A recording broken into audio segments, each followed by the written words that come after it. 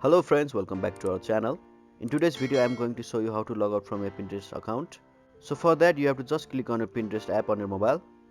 As you can see, your home screen appears here. Pinterest is an app where you can see lots of images.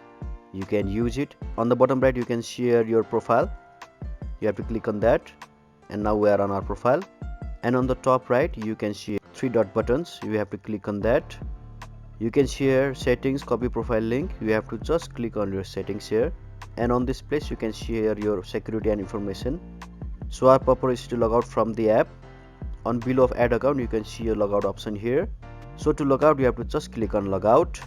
I'll click on logout, and yes, our account is logged out here. And as you can see, your login section again appears. You can just go to your email address, Facebook or Google for login.